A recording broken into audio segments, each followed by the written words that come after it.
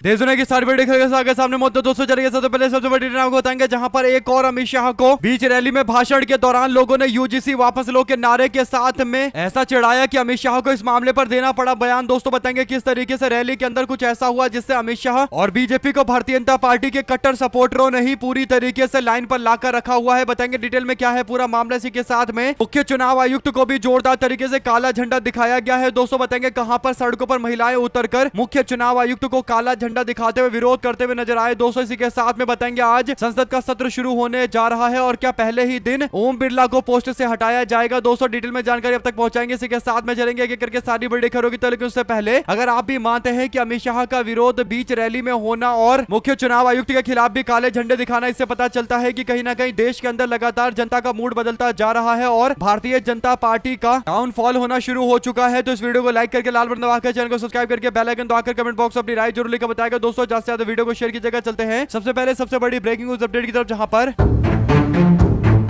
अमित शाह हरिद्वार में एक कार्यक्रम में शामिल होने के लिए गए थे। दोस्तों इस दौरान अमित शाह रैली में आने वाले उत्तराखंड के चुनाव को लेकर पार्टी के कार्यकर्ताओं को तैयारी करने के लिए बोल रहे थे और घुसपैठियों को लेकर भी बयानबाजी उन्होंने की। लेकिन इस दौरान अचानक से एक बड़ी जानकारी सामने आती है। दोस्तों इसी रैली को लेकर एक वीडियो सोशल मीडिया पर शेयर किया जा रहा है। दोस्तों वीडियो में अमित शाह बोलते हैं कि बोलो भारत माता की जय। क्या उत्तराखंड के लोगों को क्या हो गया है, उनके गले को क्या हो गया है? क्या उत्तराखंड वाले भारत माता की जय जोर से नहीं बोल सकते जैसा अमित शाह हर रैली में जाकर एक ही तकिया कलाम करते रहते हैं। दोस्तों उसी तरीके से अमित शाह उत्तराखंड के लोगों को भी भारत माता की जय जोर से बोलने के लिए उकसा रहे थे। तो इस पर लोगों ने भारत माता की जय के नारे लगाने से पहले बोल दिया यूजीसी वापस लो, यूजीसी वापस लो। दोस्तों कई सारे लोगों ने यूजीसी वापस लो के नारे लगाने शुरू कर दिए। इसके बाद अमित शाह सकपका गए। दोस्तों उनको पता चल गया कि यूजीसी को लेकर लोगों के बीच में जबरदस्त नाराजगी। इसके बाद मामले को ठंडा करते हुए अमित शाह ने स्थिति को संभालने की कोशिश की। दोस्तों और अमित शाह रैली के अंदर यूजीसी वापस लो का नारा सुनकर इतना बौखला जाते हैं कि कहते हैं कि अरे भैया हो गया, नहीं सुन रहे हैं आप ओए। इस तरीके के शब्दों का इस्तेमाल करते हुए ऐसा लग रहा है दोस्तों के डराने धमकाने की कोशिश अमित शाह मंच से कर रहे हैं और कहीं ना कहीं बैठ जाने के लिए बोल रहे हैं। अमित शाह के इसी पूरे वीडियो क्लिप को लेकर सोशल मीडिया पर लोगों ने बीजेपी वालों को जमकर एक्सपोज किया है। दोस्तों बड़ी बात यह है कि अमित शाह को इस पूरे रैली में बीजेपी के खिलाफ लग रहे नारे को रोकने के लिए धमकी तक देनी पड़ रही है। इससे आप लोग समझ जाइए कि यूजीसी के मामले को लेकर भारतीय जनता पार्टी कितनी बुरी तरीके से फंसी पड़ी है कि उसके अपने रैली के अंदर यूजीसी वापस लो के नारे लग रहे हैं और अमित शाह धमकाने की कोशिश कर रहे हैं। लेकिन सवाल यही है कि आखिर कब तक धमकाते रहेंगे? आवाज तो उठती रहेगी। बीजेपी के जो वोटर है दोस्तों वही सब लोग यूजीसी के मामले को लेकर भारतीय जनता पार्टी से इतने ज्यादा नाराज है कि लगातार बीजेपी को आईना दिखा रहे हैं। ऐसे में अगर आप भी मानते हैं कि भारतीय जनता पार्टी के सपोर्टरों के नींद टूटने का टाइम आ चुका है और जिस तरीके से बीजेपी को आंख बंद करके सपोर्ट कर रहे थे सवर्ण समाज के लोग, उनको पता चल चुका है कि भाजपा उनकी कोई परवाह नहीं करती और इसीलिए दिल्ली के अंदर भी जो आंदोलन चल रहा था दोस्तों उसमें भी मार पीट कर भगाए गए हैं। ऐसे में आप लोग की क्या राय है इस पूरे मामले पर लिखकर जरूर बताएगा दोस्तों, क्योंकि मेन स्ट्रीम मीडिया में इस तरीके की रिपोर्टें सामने नहीं आती। इसीलिए जरूरी है कि आप इस वीडियो को लाइक करके लाल बटन दबाकर ज्यादा से ज्यादा वीडियो को अपने लोगों तक शेयर कीजिएगा। दोस्तों इसी के साथ में एक और बड़ी अपडेट आती है जहां पर अमित शाह के बाद अब देश के चुनाव आयुक्त मुख्य चुनाव आयुक्त का विरोध किया गया है। दोस्तों अपडेट यह है कि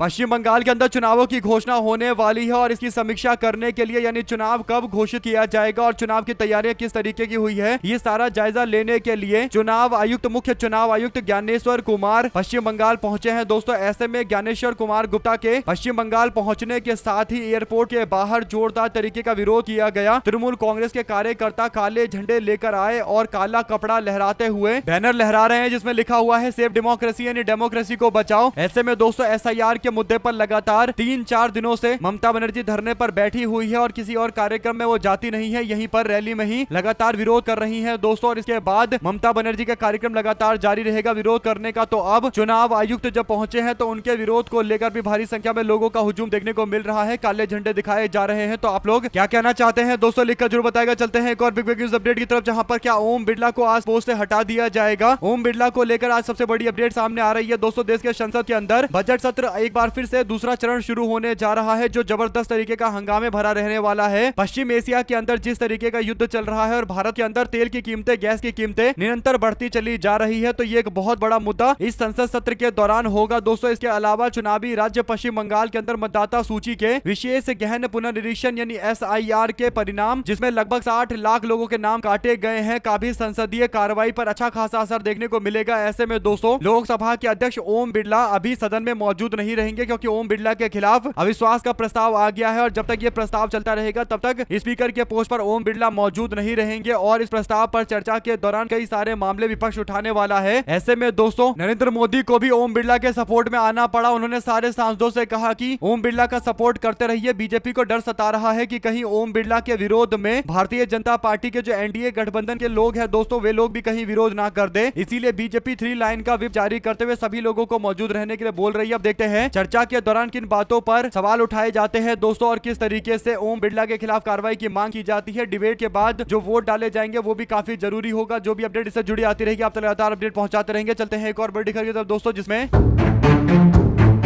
आखिर बिहार का अगला मुख्यमंत्री कौन बनेगा, इस बात की चर्चा चल रही है। ऐसे में नीतीश के बेटे निशांत की राजनीति में एंट्री करवा दी गई है। निशांत को जनता दल यूनाइटेड की सदस्यता दिलवा दी गई है दोस्तों। वहीं पर केंद्रीय गृह मंत्री अमित शाह ने बिहार के डिप्टी सीएम सम्राट चौधरी को मीटिंग के लिए पश्चिम बंगाल के बागडोगरा बुलाया है दोस्तों। यानी अमित शाह बंगाल के दौरे पर जा रहे थे तो अमित शाह ने बंगाल के अंदर ही बागडोगरा में सम्राट चौधरी को बुलाया मिलने के लिए दोस्तों। यानी आनंद फानंद में ये मीटिंगें चल रही है। अमूमन दिल्ली में बुलाकर लंबी चौड़ी बातचीत होती, लेकिन बागडोगरा बुलाकर कहीं ना कहीं बताया जा रहा है कि सम्राट चौधरी को लेकर भारतीय जनता पार्टी विचार विमर्श कर रही है दोस्तों। हो सकता है कि आने वाले दिनों के अंदर सम्राट चौधरी को ही आगे किया जाए, सम्राट चौधरी को मुख्यमंत्री के पोस्ट पर आगे किया जाए, क्योंकि भारतीय जनता पार्टी जातीय आधार पर अपना मुख्यमंत्री बनाना चाहती है। जातीय समीकरण को साधना बीजेपी के लिए सबसे ज्यादा जरूरी है और इसीलिए भारतीय जनता पार्टी सम्राट चौधरी का नाम आगे कर सकती है। आप लोग इस पर क्या राय देना चाहते हैं लिखकर जरूर बताएगा दोस्तों। क्या भारतीय जनता पार्टी सम्राट चौधरी को अपना अगला बिहार का मुख्यमंत्री बनाएगी या फिर नित्यानंद राय को आगे किया जाएगा? आपकी क्या राय है लिखकर जरूर बताएगा। साथ साथ चलते हैं एक और अपडेट की तरफ दोस्तों, जिसमें एलपीजी गैस के बढ़ रहे सिलेंडर के दामों को लेकर कांग्रेस पार्टी ने बागपत के बड़ौत के अंदर जबरदस्त तरीके की नारेबाजी की है दोस्तों। एलपीजी सिलेंडर के दाम बढ़ने के कारण कांग्रेस पार्टी महिला इकाई ने बड़ौत के अंदर बागपत के अंदर विरोध किया और ये प्रदर्शन पूरे प्रदेश भर के अंदर कांग्रेस पार्टी का निरंतर लगातार जारी है। और कारण ये है दोस्तों कि कांग्रेस पार्टी आम जनता के हितों को साधने के लिए आम जनता से जुड़े मुद्दे को लेकर लगातार मैदान में कूदी हुई है और इसीलिए पश्चिम एशिया के अंदर चल रहे बवाल के बीच में देश के अंदर पेट्रोल डीजल के जो दाम बढ़ रहे हैं, इस बात को लेकर कांग्रेस नाराजगी जता रही है और कह रही है कि आम जनता को इस युद्ध का नुकसान झेलना पड़ रहा है। बीजेपी सरकार के पास पॉलिसी नहीं है जिससे युद्ध के इफेक्ट को कम किया जा सके। आपकी क्या राय है दोस्तों इस पूरे मामले पर लिखकर जरूर बताएगा। साथ साथ चलते हैं एक और बड़ी अपडेट तब, जिसमें ममता बनर्जी और देश की राष्ट्रपति द्रौपदी मुर्मू से जुड़े मामले को लेकर अब मायावती यानी बहन कुमारी मायावती जी की ओर से उनकी पार्टी की ओर से एक बयान जारी किया गया है दोस्तों। इस बयान में मायावती जी को राष्ट्रपति द्रौपदी मुर्मू के साथ में दिखाया गया है और बसपा के अकाउंट से लिखा गया है कि भारतीय संविधान के आदर्श व मान मर्यादा के मुताबिक सभी को राष्ट्रपति के पोस्ट का सम्मान करना चाहिए, उनके प्रोटोकॉल का भी ध्यान रखना जरूरी है तथा इस पोस्ट का कभी भी किसी भी रूप से राजनीतिकरण बिल्कुल नहीं होना चाहिए। अगर अभी की बात करें तो देश के अंदर राष्ट्रपति एक महिला होने के साथ साथ आदिवासी समाज से आती है, लेकिन अभी हाल ही में पश्चिम बंगाल में उनके दौरे के दौरान जो कुछ भी हुआ वो बिल्कुल नहीं होना चाहिए था। वो काफी दुर्भाग्यपूर्ण स्थिति थी। इसके बाद वो आगे बोलती हैं कि इसी प्रकार पिछले कुछ समय से संसद के अंदर खासकर लोकसभा के अध्यक्ष के पोस्ट का भी जो राजनीतिकरण किया जा रहा है ये उचित नहीं है। सभी को संविधान के पोस्ट यानी जो पद है उनका दलगत राजनीति से ऊपर उठकर आदर करना चाहिए और सम्मान करना चाहिए, उनकी गरिमा का भी ध्यान रखना चाहिए और ऐसा करेंगे तो बेहतर होगा। इसी क्रम में संसद का कल से शुरू हो रहे सत्र में देश और जनहित से जुड़े मामले आगे बढ़ाए जाने चाहिए, यही लोगों की अपेक्षा व समय की मांग है। बसपा सुप्रीमो मायावती जी की ओर से बहुजन समाज पार्टी की ओर से ये जो बयान जारी किया गया है दोस्तों, इस पर आपकी क्या राय है? अगर आप भी मानते हैं कि बहुजन समाज पार्टी की नेत्री मायावती जी कहीं ना कहीं जो बयान देती हैं दोस्तों वो ऐसा लगता है कि घूम फिरकर विपक्ष को हिदायत देने वाला बयान होता है, क्या आप इस बात से इत्तेफाक रखते हैं या फिर आप लोग की कोई और राय है? जो भी आपको लगता है दोस्तों लिखकर जरूर बताएगा। साथ साथ चलते हैं एक और अपडेट की तरफ, जहां पर भारत के पड़ोसी देश नेपाल के अंदर भी सरकार बदल गई है। नेपाल के अंदर रैप करने वाले यानी रैपर बालेन शाह की राष्ट्रीय स्वतंत्र पार्टी यानी आरएसपी नेपाल में सरकार बनाने के लिए पूरी तरीके से तैयार है। पार्टी ने नेपाल के आम चुनाव में भारी बहुमत से जीत हासिल की है, जिसे राजनीतिक रूप से अस्थिर देश में स्थापित पुरानी पार्टी का सफाया हो गया है। नेपाल के अंदर जो पुरानी पार्टियां कई सालों से राज करती आ रही थी दोस्तों, उसका पूरी तरीके से जनता ने बंटाधार कर दिया और नई पार्टी को मौका दिया है। नेपाल के चुनाव चुनाव में आरएसपी पार्टी ने 165 में से 119 सीटें जीतकर एक नया रिकॉर्ड बनाया है और कहीं ना कहीं दोस्तों ये बताया है कि दुनिया भर के अंदर लोगों का किस तरीके का मूड है। लोग परिवर्तन चाहते हैं, पुरानी सरकारों को हटाकर नई सरकार लाना चाहते हैं। बालेन शाह को जीत मिली है, जो कलाकार है, रैपर है और राजनीतिक छवि को लेकर भी चर्चाएं रहती है। दोस्तों ऐसे में भारत विरोधी बयान को लेकर भी ये चर्चा में रहे हैं। अब इनके प्रधानमंत्री बनने के बाद भारत को नेपाल के साथ में अपने संबंधों को लेकर कई तरीके के प्रयास करने पड़ेंगे। आप लोग इस पूरे मामले पर क्या राय देना चाहते हैं, लिखकर जरूर बताएगा। साथ साथ चलते हैं एक और अपडेट की तरफ दोस्तों, जिसमें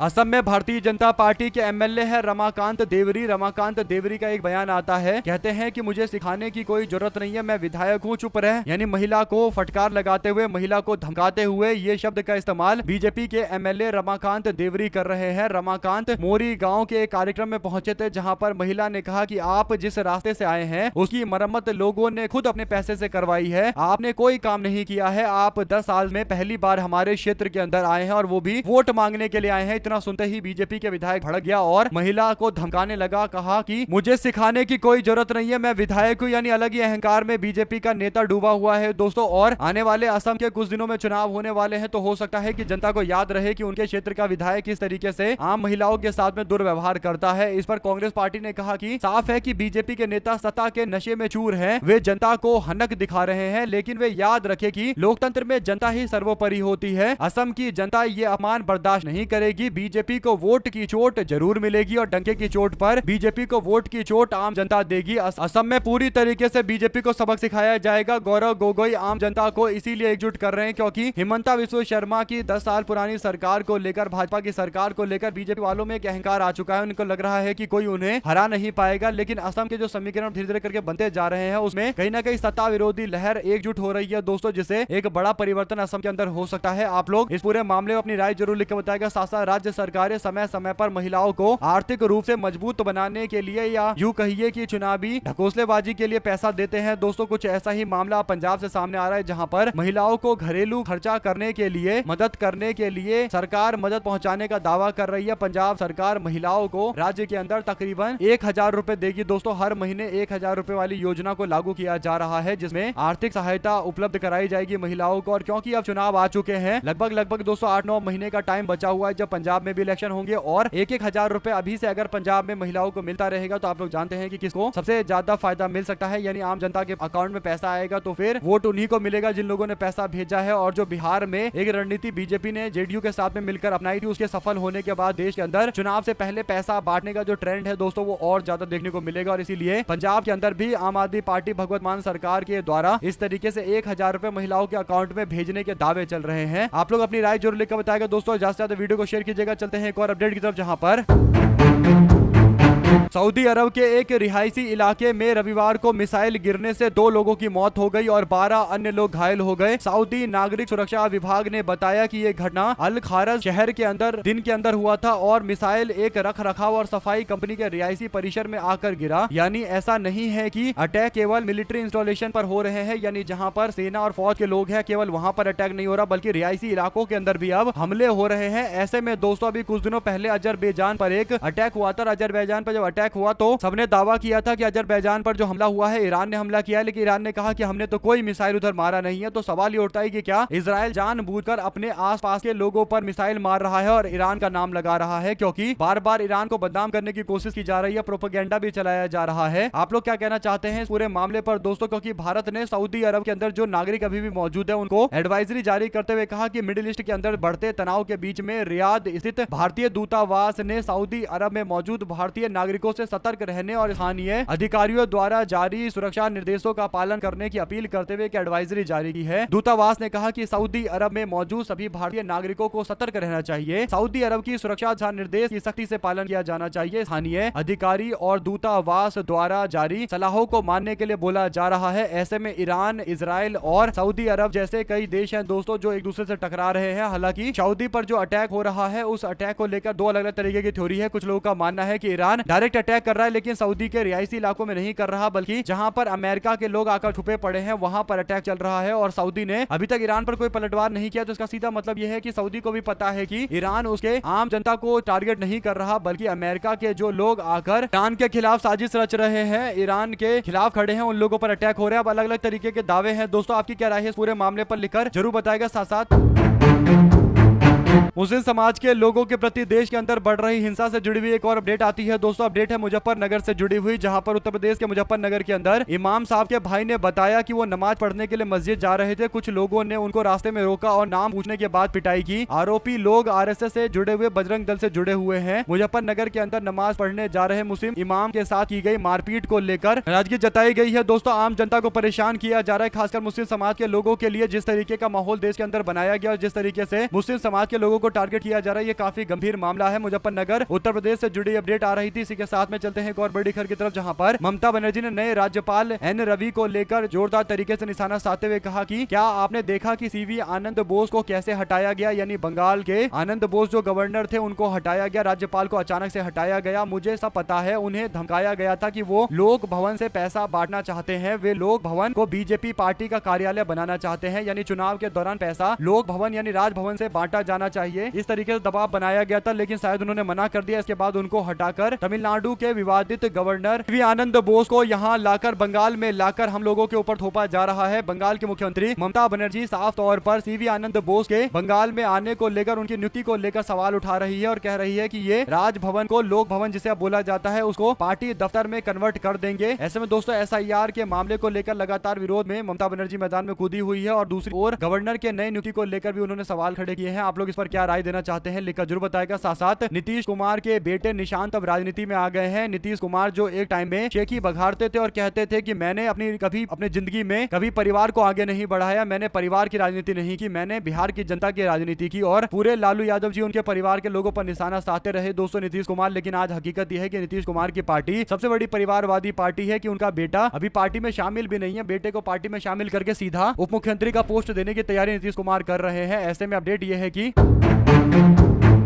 नीतीश कुमार को लेकर एक आर्टिकल लिखते हुए औरंगजेब नक्शबंदी नाम के राइटर लिखते हैं कि नीतीश कुमार की पूरी राजनीति कर्पूरी ठाकुर के विचारधाराओं के इर्द गिर्द रही और कर्पूरी ठाकुर जब तक राजनीति में रहे उन्होंने कभी भी अपने बेटे या परिवार के लोगों को आगे नहीं किया। उनका मानना था कि कभी भी परिवार के लोगों को राजनीति में नहीं लाना चाहिए, आम जनता को नेतृत्व करने का मौका मिलना चाहिए। अब उसी कर्पूरी ठाकुर जी के बेटे रामनाथ ठाकुर को उनके पिता की मृत्यु के बाद जनता दल यूनाइटेड में शामिल करवाया गया और उनको चुनाव लड़वाया गया। आज वो सांसद भी हैं दोस्तों। ऐसे में आगे और भी सवाल उठाते हुए कहा गया कि राहुल गांधी को लेकर जो माहौल बनाया जाता है कि वो परिवारवाद के तहत है, नीतीश कुमार को अब अपने गिरेबान में एक बार फिर से झांकना चाहिए। और इसके बाद कहा गया कि नीतीश कुमार जी जो आप पहले बोलते थे आप वो हो नहीं। नीतीश कुमार जी आपने अपना एथिकल स्टैंड भी पूरी तरीके से बदल लिया है, यानी आप एक टाइम में नैतिकता की बड़ी बड़ी बातें किया करते थे। एक टाइम में नीतीश कुमार कहते थे कि अगर राजनीति में उनके ऊपर कोई कलंक लगेगा तो वो पोस्ट से इस्तीफा दे देंगे, और आज राजनीति में उन्होंने परिवारवाद को आगे बढ़ा दिया, अपने बेटे को पार्टी में शामिल करवा के सीधा उप मुख्यमंत्री बनाने का जुगाड़ कर दिया। तो नीतीश कुमार की राजनीति के लिए ये सबसे काला अध्याय शुरू हो चुका है। अगर आप भी मानते हैं कि पुत्र मोह में नीतीश कुमार ने अपनी इतने साल की मेहनत को पानी में मिला दिया है, यानी मिट्टी में मिला दिया है, पानी में बहा दिया है, क्योंकि नीतीश कुमार जिस तरीके की राजनीति करते थे, सुचिता की राजनीति करते थे, कभी परिवार या ऐसी बातें नहीं होती थी उनके मुंह से। लेकिन अब परिवार के एक व्यक्ति को, अपने बेटे को आगे कर दिया गया, क्योंकि उनका बेटा एक चुनाव नहीं लड़ा, यानी ना तो एक चुनाव लड़के जीता, ना कभी उसने पार्टी का कोई काम किया। इसके बावजूद सीधा उप मुख्यमंत्री के पोस्ट की तैयारी चल रही है। और जिस तरीके से चर्चाएं नीतीश कुमार के बेटे निशांत के बारे में बिहार के अंदर होती है दोस्तों, कई लोग जानते हैं कि काफी गंभीर आरोप नीतीश कुमार के बेटे निशांत के ऊपर लगते हैं और कई बड़े कांड को लेकर भी कहीं ना कहीं निशांत पर आरोप लगाए जाते हैं। साथ साथ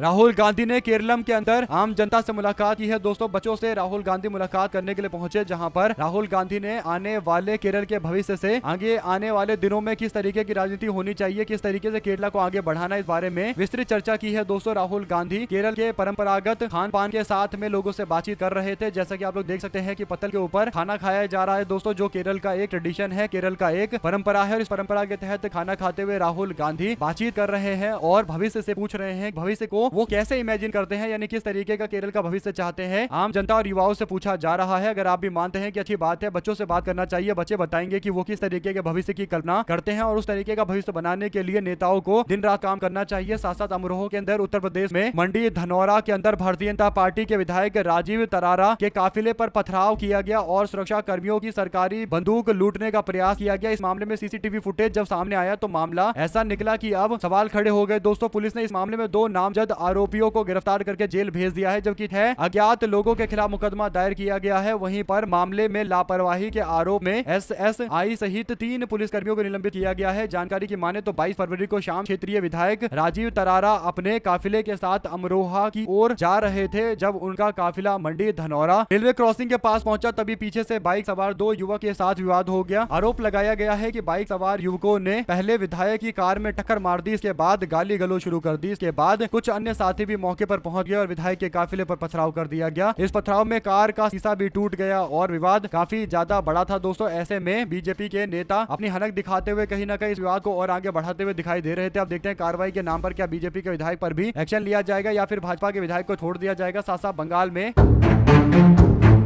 बीजेपी की बाइक रैली रोकने पर जोरदार हंगामा हुआ। दोस्तों, उत्तर 24 परगना जिले के नौहाटी और खड़दह में बीजेपी के युवा मोर्चा की बाइक रैली को पुलिस ने रोका, जिसको लेकर जोरदार हंगामा और धक्का-मुक्की हुई और लगातार पुलिस वालों के साथ में भी बीजेपी के लोग बंगाल में भिड़ते रहते हैं, क्योंकि पुलिस तृणमूल कांग्रेस की सरकार के अंतर्गत आता है। दोस्तों, और बीजेपी वाले आरोप लगाते हैं कि तृणमूल कांग्रेस के इशारे पर सारा काम बंगाल की पुलिस करती है और ऐसे में पश्चिम बंगाल की पुलिस के साथ में बीजेपी के नेताओं की झड़प देखने को मिली है। बीजेपी युवा मोर्चा के कार्यकर्ताओं की पुलिस के साथ धक्का-मुक्की हुई और सड़क अवरोध करके विरोध प्रदर्शन किया गया। पुलिस ने रैली को रोका था। बीजेपी के लोग दावा कर रहे हैं कि पुलिस जबरदस्ती अपने नेताओं के कहने पर या तृणमूल कांग्रेस के कहने पर रैली नहीं होने दे रही है। साथ साथ 200 मोगा के अंदर पंजाब में आज अमित शाह की रैली होने वाली है। रैली को लेकर स्पेशल डीजीपी एएस राय ने सुरक्षा प्रबंधनों का भी जायजा लिया है। आप लोग इस पर क्या राय देना चाहते हैं? दोस्तों, क्या पंजाब के अंदर अमित शाह की रैली को लेकर किसान विरोध करते हुए दिखाई देंगे? क्योंकि अमूमन ऐसा होता है कि बीजेपी का कोई नेता जब जाता है तो लोग विरोध करते हैं दोस्तों। और किसान जिस तरीके से बीजेपी सरकार ने अमेरिका के साथ में ट्रेड डील किया है, नाराजगी तो है ही किसानों में। आप लोग अपनी राय जरूर बताएगा। बहुत बहुत धन्यवाद दोस्तों का। जय हिंद, जय भारत।